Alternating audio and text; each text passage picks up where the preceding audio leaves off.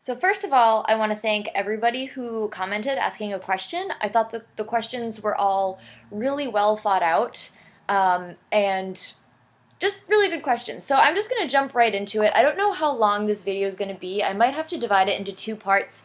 It kind of depends on how long I ramble for. Also, if I totally butcher your YouTube name, I am so sorry. Let's start with Brian. So Brian asked, what are your tips for Altissimo?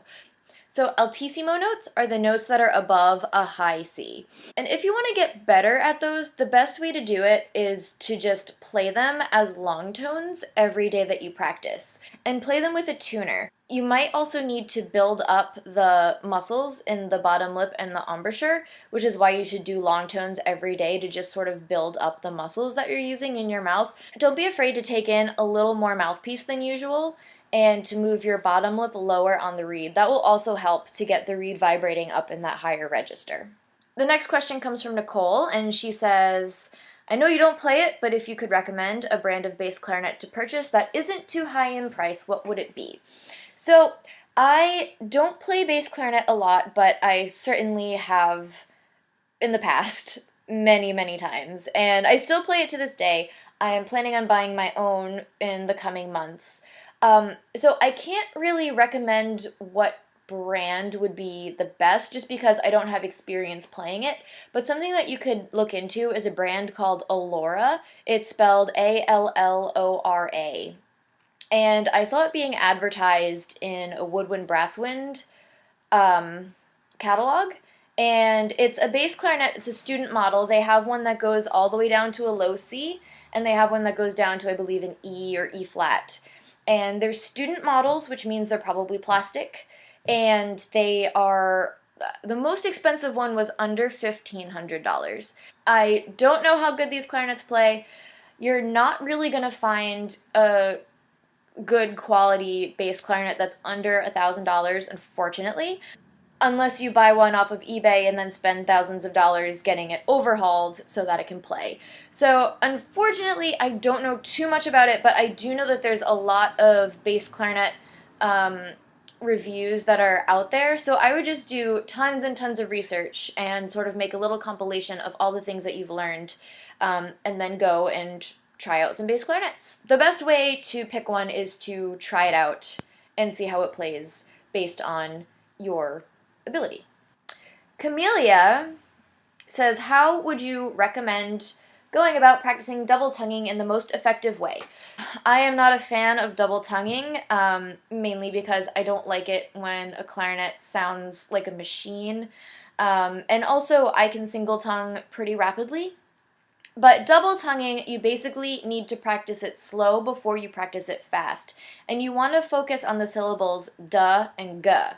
A lot of people say ta and ka. Those aren't the best syllables because it's not consistent in the whole range. Like in the lower range, ta and ka are really easy, but when you get up in the higher range, it gets a little more difficult. And when you're focusing on the syllables da and ga, that makes it a little more consistent. The da will come out really well because that's how we're used to tonguing, using the tip of your tongue.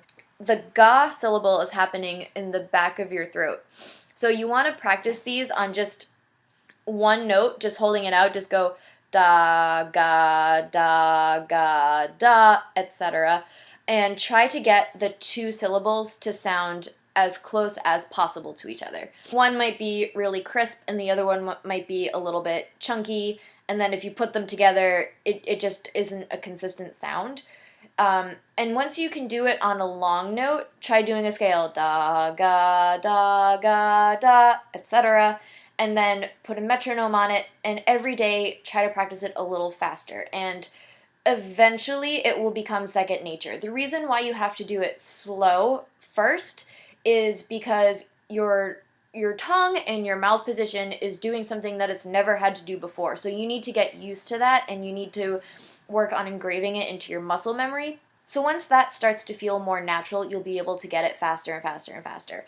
But it's not going to come overnight. There's unfortunately no quick and easy way to do it.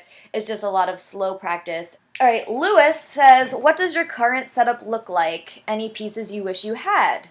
such as ligatures, horns, bells, etc. So I have two wooden buffet clarinets. One is in B flat, one is in A. I use a Van Doren Optimum ligature on a Van Doren M13 mouthpiece. I'm big into the Van Dorens, and I also play on a Menig barrel, which is a barrel that's just a little bit longer than typical barrels that come with the instrument because my clarinet does run a little bit sharp. I used to play on a Casper mouthpiece as well, so I have a Casper and a Van Doren mouthpiece.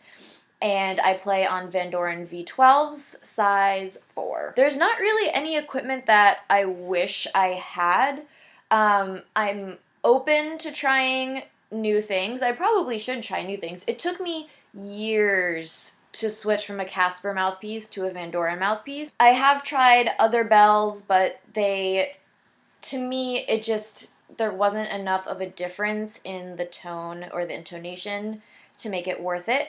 And I have tried other barrels, but the same thing, it messed with my intonation too much, and I didn't really see a big change in the tone quality either. So I'm perfectly happy with my setup. Again, it's a Menig barrel, Van Doren mouthpiece, Van Doren ligature. If I do try another ligature, I would probably stick with Van Doren. The Optimum ligature is awesome. I'm a big fan of the one screw in the front. I don't like the screw one in the back. It's like a leather piece and it screws in the back because I feel like the leather stretches out over time. And I don't like ligatures that have two screws. Because as you're screwing one, like the reed can like change position and then you have to like do it in. There's just too much involved. I would invite you to check out my What's in My Bag video because I go into a lot more depth in that video as to what I have and what I play on. As of right now, there's not really any equipment that I wish I had except for maybe a bass clarinet, but I'm going to be fixing that soon. Titan asks, what's your favorite clarinet and piano piece, favorite chamber piece with clarinet, and favorite orchestral piece with clarinet featured? My favorite clarinet and piano piece would probably be... Oh, this is a good one. I don't know. I don't really have favorite pieces of music, but I would say that one of my favorite clarinet and piano pieces would be the Brahms Clarinet Sonata number 2 in E flat major. My favorite chamber piece would probably be the Brahms Clarinet Quintet. And my favorite orchestral piece, let's do something that's not Brahms. I really like Miraculous Mandarin by Bartók. It's got a sick clarinet solo, and I've played it before, and it's one of those things that's on auditions anyway.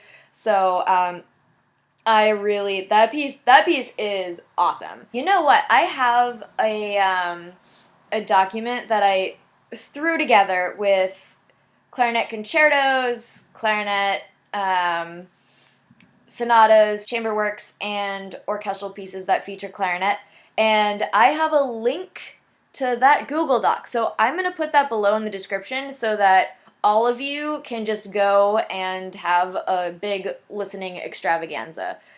So 2 other music-related books that I like to read is Music Lust. If you're tired of listening to the same playlist over and over and over again, Nick Harcourt has some really great suggestions. So this book spans over tons and tons of genres, and it's basically like a big book on things that you should listen to no matter what your musical preference. Another one that's sort of a little more science-y called This Is Your Brain on Music by Daniel Levitin. So it's about how composers exploit the way our brains make sense of the world. That's fun. Why we emotionally attach to music we listen to as teenagers. Why 10,000 hours of practice, not talent, makes virtuosos. And how insidious jingles get stuck in our heads. So this book is a little more science-based, but it's still a really good read. It's a New York Times bestseller. And it's Hitchhiker's Guide to the Galaxy. I've actually never read it before until now, and I am actually really surprised that it took me this long to get into it because it's a great story. Moving on, 50 Action Express says, so I'm going to start playing the bass clarinet sometime within the month, and I want to know how it plays and the kind of technique I need to use. They've been playing they've been playing B flat clarinet for almost 5 years, and I want to know if that could help me. Well, the good thing is that everything is pretty much the same, sort of. The fingerings are all going to be the same. The music's going to be in treble clef. The thing that changed the most is, for me, getting the right mouthpiece angle. A lot of times the bass clarinet comes at me at sort of like a horizontal angle because I'm really short and I have a short torso, so it's really hard for me to be able to tilt the bass clarinet to get the same angle that I would on B flat clarinet. So that's something that you want to watch out for. It also takes a lot more air than you're expecting. So make sure that you are taking, using your full lung capacity, taking really deep breaths, using your diaphragm, using everything that you've ever learned about air support to support you. And there's a couple of different voicing differences also when you get up into the higher register. And I'm going to link a video below from the Eargasm channel because he's awesome. Can I just say, I'm a big fan. He does a really good video on voicing on the bass clarinet. And I'm going to end the video here just so that I don't ramble and make like a 20-minute video. So if your question didn't get answered, check back in my next part and I will work on it and answer your questions. So go practice.